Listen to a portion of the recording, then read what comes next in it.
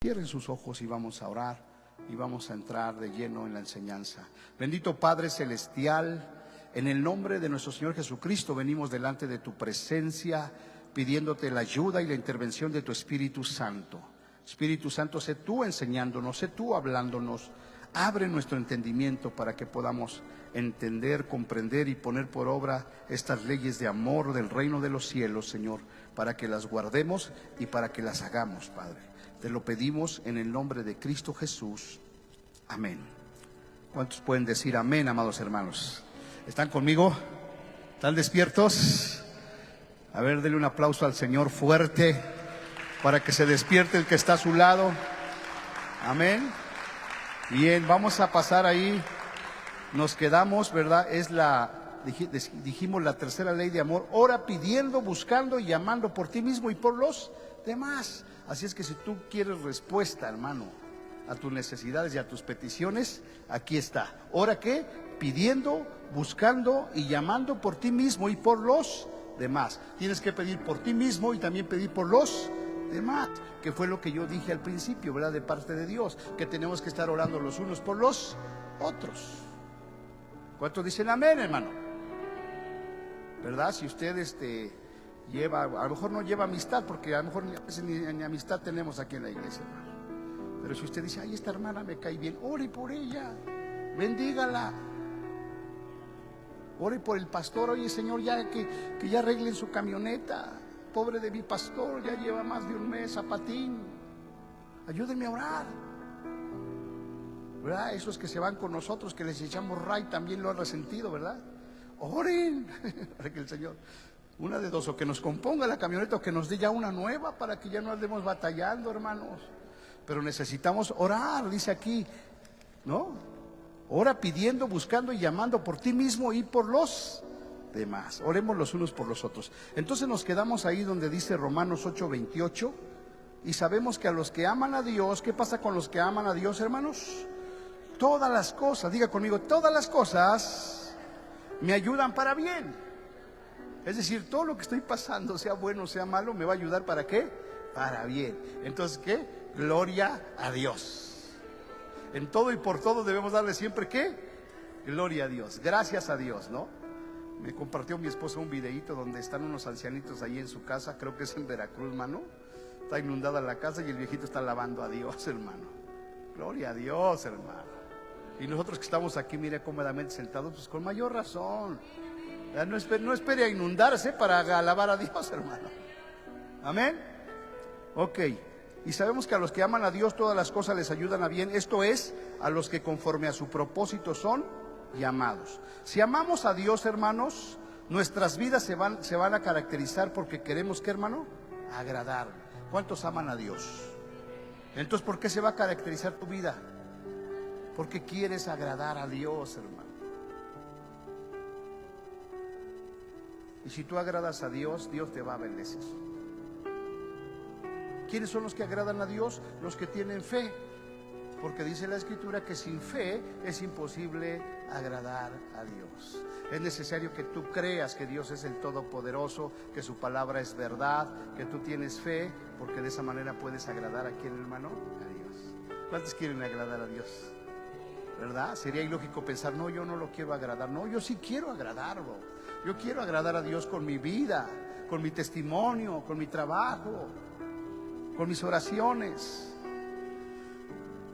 Y si algo malo nos llega a acontecer, debemos tener fe, la certeza que Dios de alguna manera lo cambiará para bien, ahora o dentro de un tiempo. ¿Verdad? Entonces, ¿por qué está descompuesta mi camioneta? Porque Dios me quiere enseñar algo y me quiere ayudar para bien, para que camine yo. ¿No es saludable caminar o no, hermanos? Sí, ¿verdad? Amén.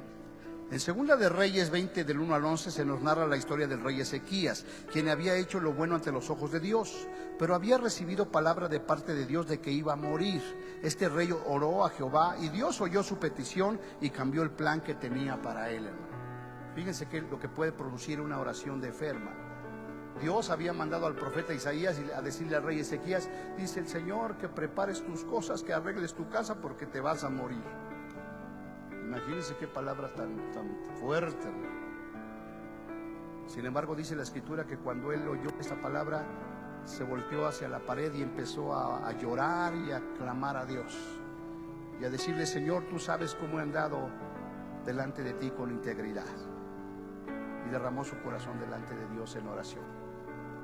Y dice que el profeta Isaías apenas iba saliendo en el patio cuando Dios le vuelve a decir: ve, regresa con mi siervo Ezequías y dile que he visto su llanto y he visto su clamor, y dile que yo le añado 15 años de vida. Diga conmigo: wow. Y regresa el profeta Isaías y le dice: por cuanto te humillaste delante de Dios, he aquí que no vas a morir, te van a añadir 15 años de vida. Porque oró a Dios. O sea, nuestra oración, una oración de fe, una oración verdadera, genuina, toca el corazón de Dios, hermano. Así es que cualquiera que sea tu situación, ¿verdad?, incluso de muerte, clama a Dios y Él te va a escuchar. Debemos recordar siempre que la oración es una comunicación con Dios para conocer su voluntad. ¿Cómo la conoceremos, hermanos? Si no oramos. ¿Cómo vas a conocer la voluntad de Dios si no oras? ¿Verdad? Me preguntaba Fred, ¿yo cómo sé que es la voluntad de Dios? Número 1, pues ora. Y número 2, lee la palabra de Dios, porque la voluntad de Dios está aquí. Y algo bien importante, que una vez que Dios te diga su voluntad, obedece. Porque luego Dios nos dice su voluntad y como no nos agrada mucho, pues queremos hacer lo que nosotros queremos y no lo que Dios dice. Entonces, si ya Dios te contestó, ¿ahora qué? Obedece. Amén. Ezequías oyó claramente cuál era la voluntad de Dios, pero él también conocía que Dios es clemente y misericordioso y que es galardonador de los que le buscan. Y es por eso que él pudo orar para que Dios cambiara el plan, porque Ezequías era un hombre, ¿cómo, hermanos? Íntegro. Dios cambió ¿qué? El plan. Y en lugar de morir, le añadió 15 años más de vida. Dios tiene planes fijos, los cuales Él no va a cambiar, y tiene planes que están sujetos a cambios por la petición de sus hijos, que son íntegros en su camino. El asunto es que muchas veces no sabemos cuáles son. Es por medio de la oración que nos daremos cuenta qué habría pasado si Ezequías no hubiera orado, hermano. Lo mismo pasa si nosotros no oramos. No, ya vino el profeta y le dijo: te vas a morir. Y si no hubiera orado, ¿qué hubiera pasado? Se iba a morir, hermano. Porque la palabra de Dios es perfecta. Sin embargo, él oró, ¿verdad? Y su oración llegó al corazón de Dios. Y entonces pudo cambiar, ¿verdad?, su situación. Dios tiene planes fijos, los cuales Él no va a cambiar. Ya lo leí eso, ¿verdad? El asunto es que muchas veces no sabemos cuáles son sus planes. Es por medio de la oración que nos daremos cuenta qué habría pasado si Elías no hubiera orado. Ya tiene un tiempo fijo en el cual ora todos los días, y ahí está ¿verdad?, el punto, la importancia de orar. ¿Cuántos ya tienen un punto fijo de oración todos los días, hermano? ¿Verdad? No levante su mano ni me diga amén si usted no tiene nada, porque pues nada más nos engañamos a nosotros mismos. Pero Dios nos está diciendo que tenemos que orar, hermano. Tiene usted que orar. Ya vimos la sesión pasada que debemos de orar sin cesar, que debemos de orar en todo tiempo. Y ahorita Dios nos está diciendo que tienes que tener una hora, un punto fijo en el cual tú tienes que estar, ¿qué, hermano? Orando. Porque si no estás orando, entonces ¿cómo Dios te va a revelar su voluntad, hermano?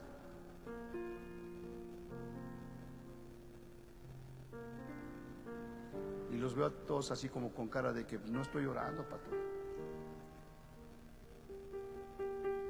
Acuérdense que vimos la semana pasada que la oración, más que es pedirle a Dios, es tener una comunión con Él, de acercarte a Él.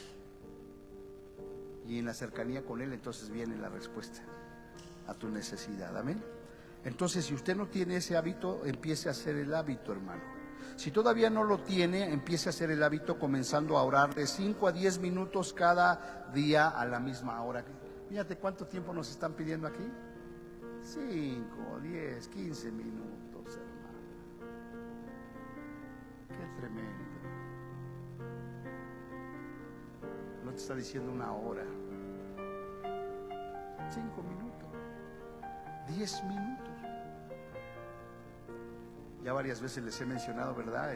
¿Cuánto tiempo pasamos enfrente de ese aparatito? Ahí nos debería dar vergüenza, se nos deberían de rodar las lágrimas. Yo le aseguro que las estadísticas dicen que 7 horas, ¿no? En promedio pasa toda la gente, los no cristianos. Pues yo le puedo casi asegurar que nosotros los cristianos, si usted le pica ahí, le van a aparecer 4 horas. ¿Qué pasa frente a ese aparatito? Y aquí nos está pidiendo que ores 15 minutos por el amor de Dios. ¿Quién lo va a hacer? El que quiere agradar a Dios, el que quiere tener comunión con Él. Obviamente empiezas con 15 y poco a poquito el Espíritu Santo te va a ir llevando. 15, 20, 30, 1 hora, 2 horas. Yo creo que todos le tenemos que echar ganas a la oración.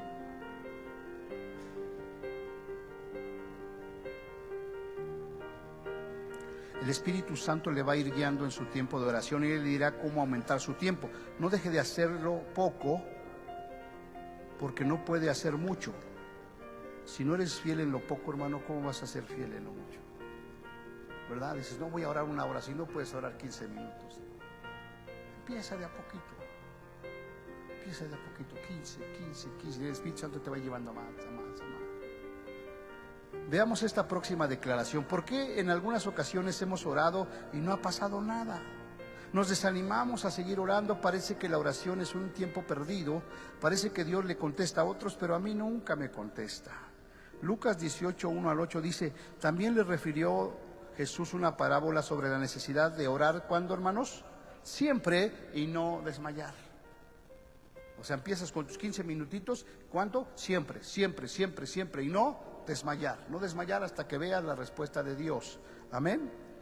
Dice, diciendo, había en una ciudad un juez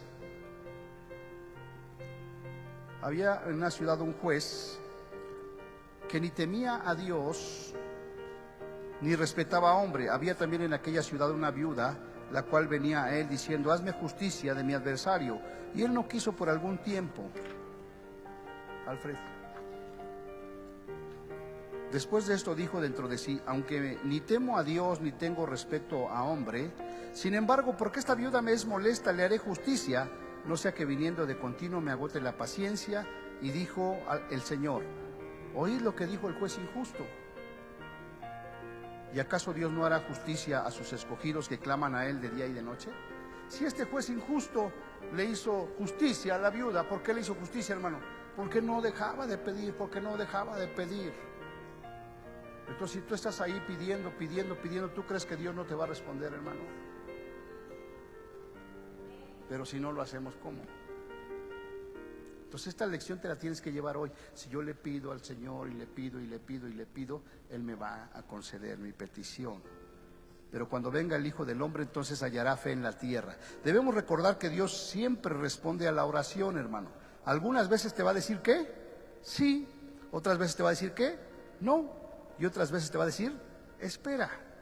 Dios es el Padre bueno, amoroso y misericordioso, que nos trata como lo que somos, sus hijos.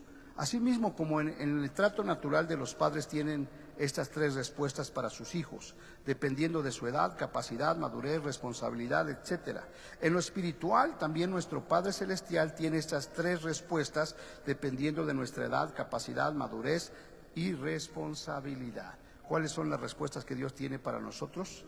De acuerdo a nuestra madurez y nuestra capacidad. Número 1, sí. Otras veces te va a decir no. Y otras veces te va a decir espera. Dependiendo a tu capacidad, a tu madurez espiritual. El problema puede surgir porque yo quiero que la respuesta siempre sea positiva. No, también es una respuesta, hermanos, aunque no nos guste. O sea, Dios no a todos nos va a decir que sí. Va a haber momentos en que te va a decir que no. ¿Y por qué te va a decir que no? Porque no estás preparado. No eres maduro, espiritualmente no estás listo. Amén. En la respuesta que Dios nos da, que dice espera, podría ser que porque no todas las cosas están en su puesto todavía. La impaciencia es la que nos hace actuar con desesperación y también apresuradamente. Muchas veces el Señor nos dice que esperemos porque en el proceso Él también nos está enseñando la paciencia, ¿verdad? Si no nos está contestando el Señor, ¿por qué es, hermano? Porque está trabajando en nuestra paciencia. Y también aquí dice en Salmo 40 del 1 al 3 habla de paciencia, que debemos esperar pacientemente. Y en Gálatas 5:22 habla del fruto, de la manifestación del fruto del Espíritu, la paciencia. Y la verdad es que todos tenemos que trabajar en la paciencia. Somos bien impacientes, hermano. Queremos que ya las cosas que ya no las dé el Señor. Como nosotros que ya llevamos un mes y días, ya queremos. Es en el tiempo de Dios. Y Él quiere tratar con tu paciencia. Y de veras, ahorita que se lo estoy mencionando, Dios está trabajando en nuestra paciencia, hermano. Porque así debe de ser. Amén.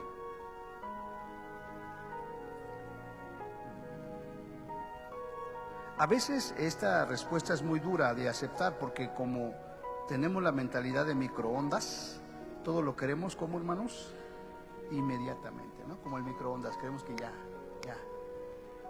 La fe dice, yo creo que Dios me oye, pero por eso oro. La paciencia dice, yo espero que lo que pido vendrá en el tiempo de Dios. ¿Cuántos dicen amén? Entonces, si Dios no te ha respondido, es porque Él quiere trabajar en tu paciencia, quiere trabajar en tu fe, ¿verdad? Quiere ver si verdaderamente crees en Él o nada más le pides, nada más porque sí. Otra cosa que impide que el Señor conteste la oración es si estamos en pecado, en desobediencia, hermanos. Dice el Salmo 66:18, si en mi corazón hubiera yo mirado la iniquidad, el Señor no me habría escuchado. Entonces, si hay pecado, pues ya ni te preguntes por qué no hay respuesta a tu oración. Porque ¿quién de ustedes le da un premio a su hijo que se está portando mal? ¿Sí habrá padres? Sí hay, ¿verdad? Los que contienen consentidos a los hijos. Pero en lugar de hacerles un bien, les haces un mal. Porque todos tenemos que aprender a esperar en el Señor. Amén. El pecado trae una separación entre nosotros y Dios. Y aunque Dios quiere responder por causa de nuestro pecado, no podemos recibir su respuesta, hermanos. Cuando estamos en pecado, lo que el Señor hace es que nos disciplina. ¿Cuántos quieren ser disciplinados por Dios, hermano? Entonces ya deja tu pecado, pídele perdón a Dios. Si confesamos nuestros pecados, Él es fiel y justo para perdonar nuestros pecados y limpiarnos de toda maldad. Número 1, me arrepiento, me limpia y puedo recibir las bendiciones de Dios. Y número 2, no es necesario que me corrija. Sin embargo, y desafortunadamente, hasta que no nos corrige Dios, es cuando entendemos.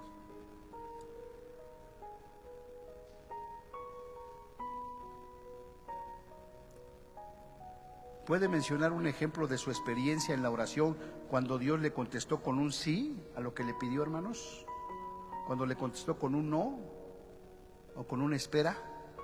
¿Alguna vez ha recibido la disciplina del Señor en su vida por andar en pecado, en desobediencia? Ya ni le pido que levante su mano, ¿verdad? ¿Se han sido disciplinados o no? Algunos menos y otros más. Y si nos disciplina, ¿por qué nos disciplina? Porque nos ama. Porque si no nos disciplinara, entonces somos hijos bastardos. No le importamos. Pero porque te ama, por eso te disciplina. Amén. Pero ¿qué necesidad hay de la disciplina si obedecemos, hermano? En lugar de que te discipline, el Señor diga, este es mi hijo amado en el cual yo tengo complacencia.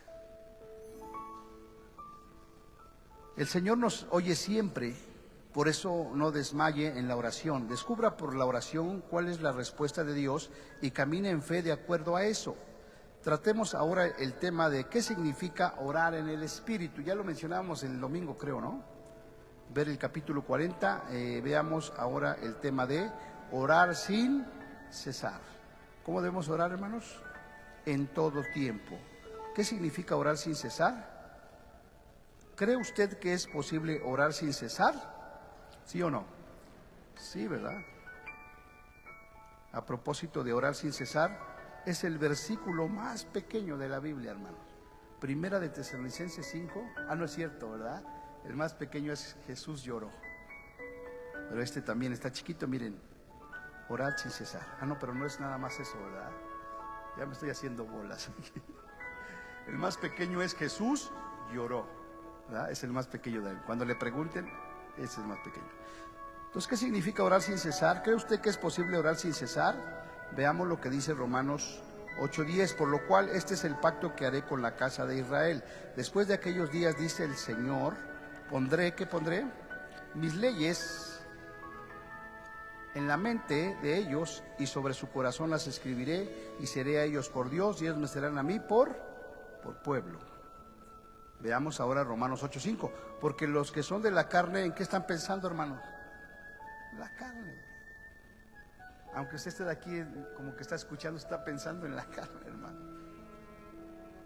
Y si usted está pensando en la carne, entonces digas, estoy en la carne. Necesito cambiar. Necesito empezar a vivir en el Espíritu. Porque las obras de la carne me conducen a la muerte.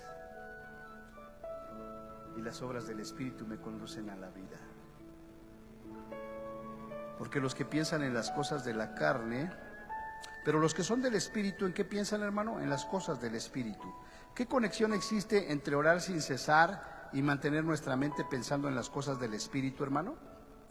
Orar sin cesar es imperativo para que nos apropiemos del propósito del nuevo pacto. El Señor quiere establecer sus leyes de amor en nuestra mente para que conozcamos su voluntad y en nuestro corazón para que deseemos hacer la voluntad de Dios. El Espíritu Santo nos da el poder para llevar a cabo su voluntad. Entonces, ¿cuál es el beneficio de orar siempre, hermano, de estar orando sin cesar? ¿Cuál es el beneficio? De que no le das lugar, ¿verdad?, a tu mente y a tu corazón de estar pensando en otras cosas. Porque el enemigo todo el día te está atacando, ¿verdad?, con dardos en tu mente. Pero si tú estás orando en todo tiempo, ¿verdad?, entonces tienes el yelmo de la salvación. ¿Cuántos dicen amén? Y aunque el enemigo te mande sus dardos, ¿en dónde van a dar esos dardos, hermano? En el yelmo. Clink, clink. Porque estás orando en todo tiempo, orando en todo tiempo, orando en todo tiempo. Y eso no te da tiempo de andar pensando en tonterías. Amén. Ok. Ya que la palabra del Señor nos anima a orar sin cesar, ¿qué pasos prácticos podemos dar para lograrlo? Podemos comenzar sacando un tiempo a primera hora de la mañana para dedicarlo a la oración y así juntar leña para mantener el fuego de la oración ardiendo todo el día, hermanos. Orar sin cesar no significa que nos pasemos todo el tiempo repitiendo las mismas oraciones u oraciones vanas. Significa que la línea de comunicación entre el Señor y nosotros nunca se cierra. Cuando oramos sin cesar, mantenemos la mente como un yoyo, ¿verdad? Un yoyo que baja y que sube. Algunas veces arriba ocupa las cosas espirituales, otras veces abajo ocupa las cosas de los quehaceres diarios. Pero siempre nos mantenemos en comunión con Dios, en comunión con el Espíritu Santo, ¿verdad? Porque si tú dejas tu mente, ¿verdad?, sin estar orando, empieza a pensar en otras cosas. Y Romanos 12:2 dice que no te conformes a este mundo, ¿verdad? Si el mundo piensa de esa manera, tú no te conformes a cómo piensa el mundo, sino transfórmate por medio de la renovación de tu entendimiento. ¿Cómo se va a renovar tu entendimiento? Orando sin cesar, leyendo la palabra de Dios. ¿Quién te va a ayudar? El Espíritu Santo de Dios. Por eso siempre tienes que, ayúdame, Espíritu Santo. Vas a leer la palabra de Dios, Espíritu Santo, revélame tu palabra. Amén. Ok. Cuando oramos sin cesar es más rápido pedir perdón si es que caemos en pecado, hermanos, ya que no queremos que el pecado estorbe esa continua comunión con Dios. Esto nos mantiene en limpieza espiritual. También nos da perseverancia. Isaías 26:3 dice: tú guardarás en completa paz a aquel cuyo pensamiento en ti persevera, porque en ti ha confiado. ¿En quién tiene que perseverar nuestro pensamiento? En Dios, hermano, en Dios. Y eso nos ayuda hasta cuando estamos en alguna necesidad. En lugar de que digas, no voy a poder, no voy a salir, ¿verdad? Si tú estás en comunión y en oración, vas a decir, sí, todo lo puedo en Cristo que me fortalece. Dios me va a ayudar a salir de este problema. Dios me va a sacar de este pozo de la desesperación. Pero te necesitas mantenerte orado, porque tú guardarás en completa paz aquel cuyo pensamiento en ti persevera, porque en ti ha confiado. Podríamos decir que la oración sin cesar es el pensamiento perseverando en Dios. Hay que hacer un esfuerzo consciente hasta que el orar sin cesar se haga parte natural de nuestra vida, hermano. ¿Verdad? Como decía Pablo, que sujeto mi cuerpo, hermano, lo someto. ¿Tú crees que tu cuerpo quiere orar? Tienes que sujetarlo, hermano. ¿Sabes qué es lo que quiere tu cuerpo? Celular. Tienes que someterlo. A ver, en el nombre de Jesús, agarras el celular y lo avientas.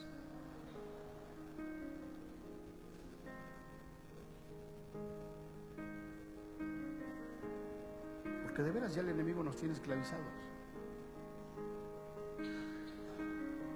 ¿Se han visto esos TikTok de qué pasa que están en la iglesia con su celular y llega una hermana y se los quita y le pone una Biblia? Alfredito, esa estrategia por favor a partir del domingo. Sale a que veas con su celular, se lo quitas y le pones una Biblia en la mano. Aunque nos dé risa, nos ayudaría mucho, ¿no? O poner una canastita allá o aquí enfrente, Alfredo, y ahí que metan todos sus celulares, menos este que transmite. Amén. ¿Están de acuerdo? Pero no más aquí en la iglesia, también en su casa. De veras, hermano. Voy a orar que cada vez que usted vea el celular, el Señor lo redarguya. Que el Espíritu Santo lo redarguya. Y si no entiende, Señor, disciplina.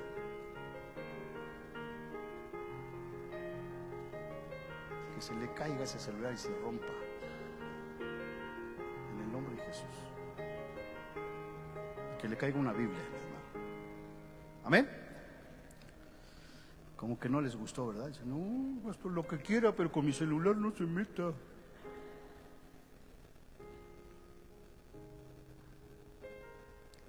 Mejor que el Espíritu Santo se encargue, ¿verdad? Porque si no, así hasta me está usted viendo feo. Mejor que el Espíritu Santo se encargue de ahí, de redarguirlo y diga, a ver, voy a apagar tantito esta cosa y voy a ponerme a orar mis 15 minutos. Hemos visto hasta aquí que orar es muy importante, que aunque Dios ya sabe la respuesta, Él quiere que conozcamos su voluntad a través de la oración.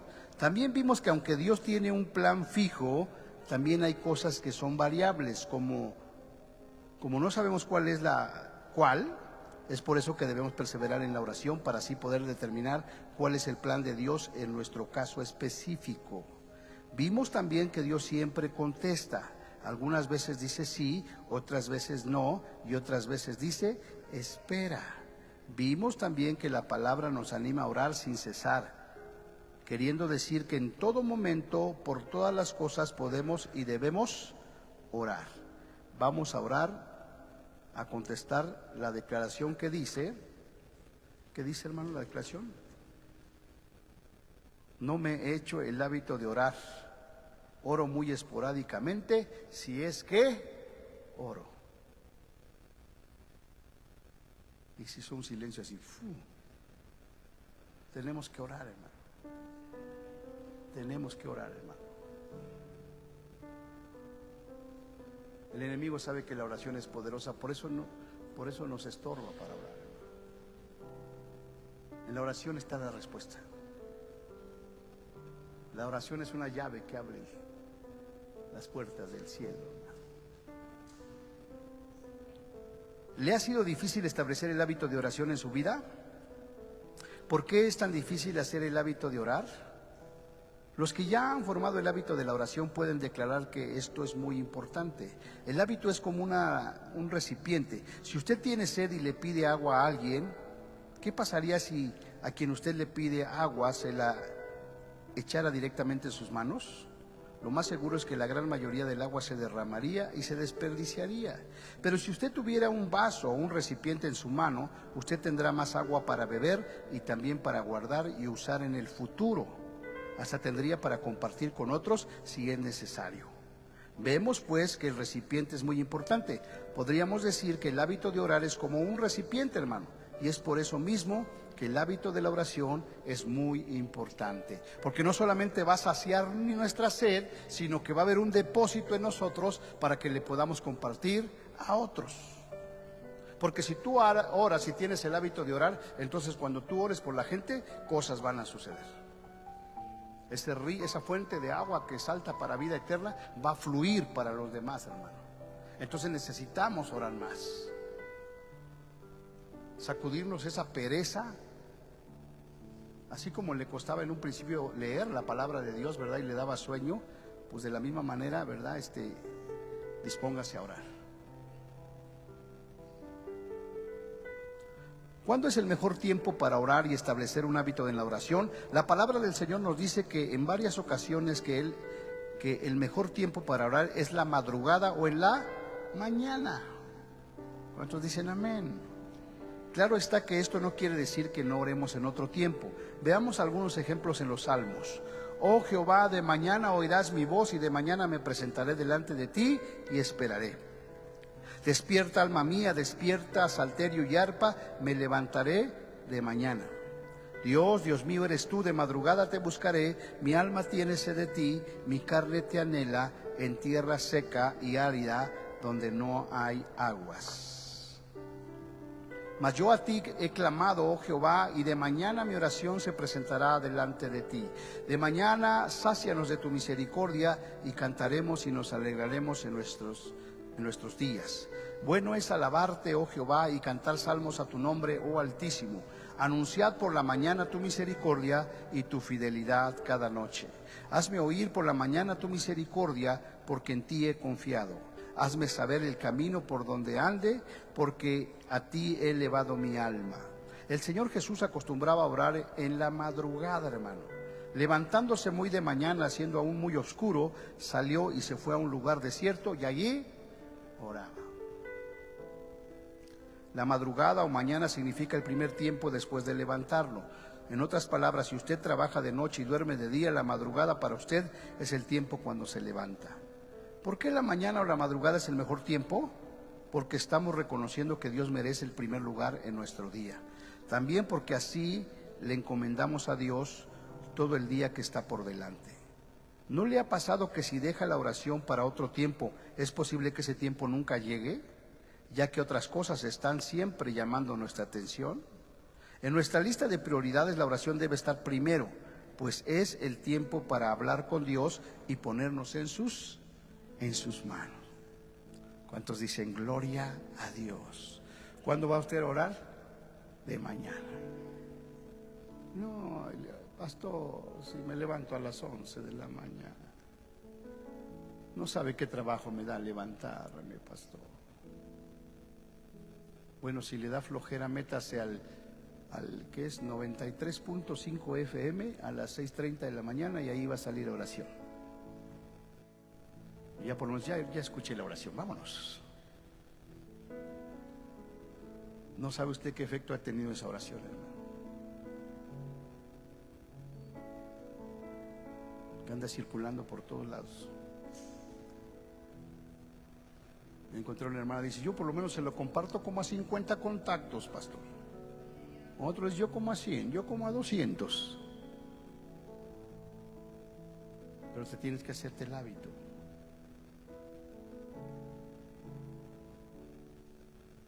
Aunque parezcan, son 6 minutitos, hermano. Pero hágase el hábito de pararse todas las mañanas a orar, a orar, a orar, a orar, a orar, a orar, a orar.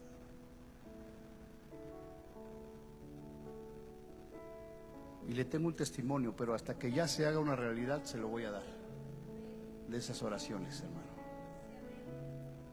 Pero hay que esperar pacientemente.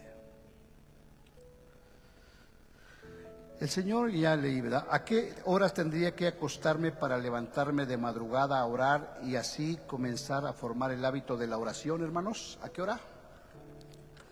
Me tengo que dormir para poder levantarme temprano. La oración es aburrida, siempre un monólogo repitiendo las mismas cosas. El Señor Jesucristo dijo que cuando oremos no usemos vanas repeticiones como los gentiles, que piensan que por su palabrería serán oídos. Note que el Señor dijo que no usáramos vanas repeticiones. ¿Podemos hacer repeticiones que no sean vanas?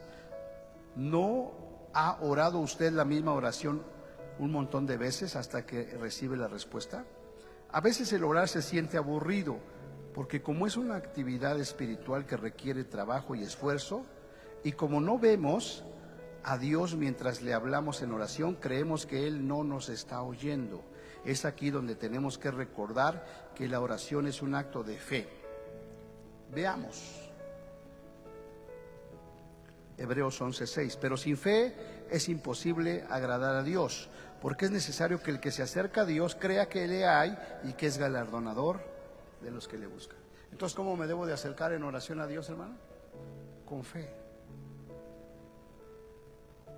creyendo que Dios es el Todopoderoso y que Él es galardonador de los que le buscan. O sea que Dios te va a galardonar si tú haces el hábito de buscarlo todos los días en la mañana. ¿Cuántos dicen amén, hermano? ¿Cuántos quieren recibir ese galardón, hermano? Yo creo que todos. Es como si yo trajera aquí regalos para todos. ¿Sí lo quisieran recibir o no? Ay, no, yo no lo quiero. Todos, ¿verdad? Hasta se pelean por los regalos. Imagínense un galardón del Señor. Yo lo quiero. Levántese de madrugada para que el Señor le dé su galardón.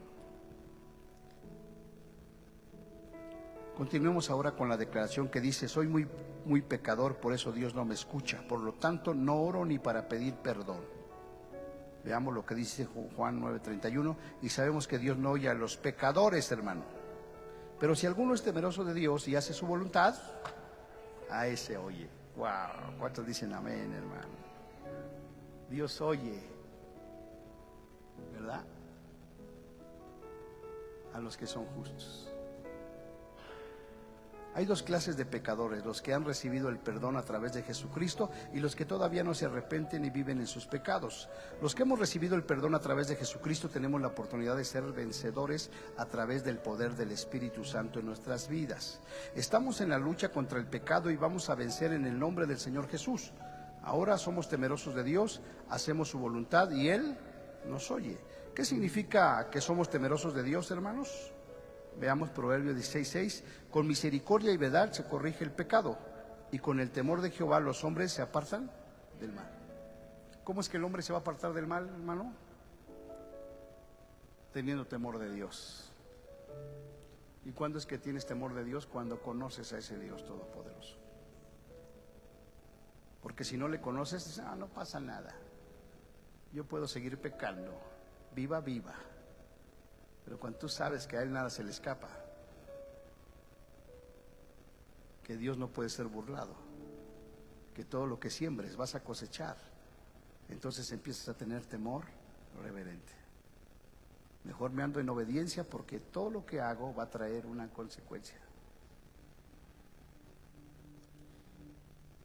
Y si yo tengo temor de Dios, entonces me voy a apartar del mal. ¿Qué es lo que me va a apartar del pecado? El temor a Dios, hermano. ¿Verdad? El enemigo va a estar el pecado ahí, así: no sabes qué, yo por obediencia a Dios, ahí nos vemos. Ok, así tratamos con lo negativo, pecado, en nuestras vidas. ¿Qué significa que hacemos la voluntad, su voluntad? Veamos Filipenses 2:12-13.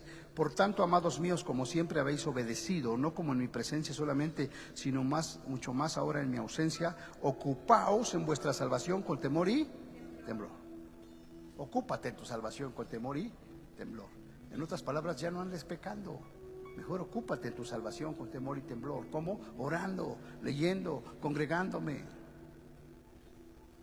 Ocúpate en tu salvación, porque Dios es el que en vosotros produce así el querer como el hacer por su buena voluntad. Así tratamos con lo positivo que Dios tiene para nosotros. Todos nosotros tenemos nuestra propia voluntad, en otras palabras, nuestro propio deseo. Eso es lo que nos hace individuos diferentes el uno del otro.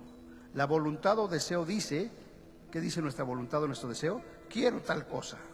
Y la mente enseguida empieza a pensar en cómo adquirir esa cosa. Algunas veces el deseo es tan fuerte que ni siquiera pensamos, solamente actuamos para adquirir lo que deseamos. También las emociones se involucran y llegan a ser como raíces que alimentan y fijan más el deseo en nosotros de tal cosa. ¿No les ha pasado esto? ¿Verdad que te gana el deseo? Quiero esto, quiero esto. Y eso es lo que te lleva a caer en pecado, hermano, por no orar. Cuando nuestra voluntad está influenciada por el pecado, hacemos obras malas y pecaminosas. Es por eso que Dios quiere que tratemos firme y continuamente con el pecado en nuestras vidas. Algunos piensan que Dios no quiere que uno desee o quiera cosas. Eso no es cierto. Lo que Dios quiere es lo mejor para nosotros. Es por eso que Él quiere que deseemos lo que Él tiene para nosotros. Nuestra voluntad desea muchas cosas, hermanos. Luego empezamos a orar pidiendo por esas cosas. Es bueno que oremos para determinar si lo que deseamos es la voluntad de Dios o un simple capricho que nos va a sacar del camino del Señor. ¿No ha visto a personas que desean algo y cuando lo tienen se dan cuenta de que el precio que han tenido que pagar es muy alto? ¿Verdad? Muchas veces ese precio incluye ¿qué? A la familia, a los bienes, la paz, la tranquilidad, el tiempo, los recursos y hasta la relación con el Señor sufre. ¿Qué debemos hacer para recibir las peticiones, deseos, anhelos, aspiraciones del corazón? Salmo 37:4 dice, deleítate a sí mismo en el Señor y Él te concederá las peticiones de tu corazón. Entonces, ¿qué tienes que hacer? Deleítate en el Señor. En tu casa y cuando vengas a la congregación, deleítate en el Señor, que se vea en tu alabanza, que se vea en tu adoración, que se vea en tu atención cuando están predicando la palabra de Dios. Deleítate, me deleito en la palabra. ¿Cuál era el deleite del salmista en el Salmo 1? ¿Cuál era su delicia?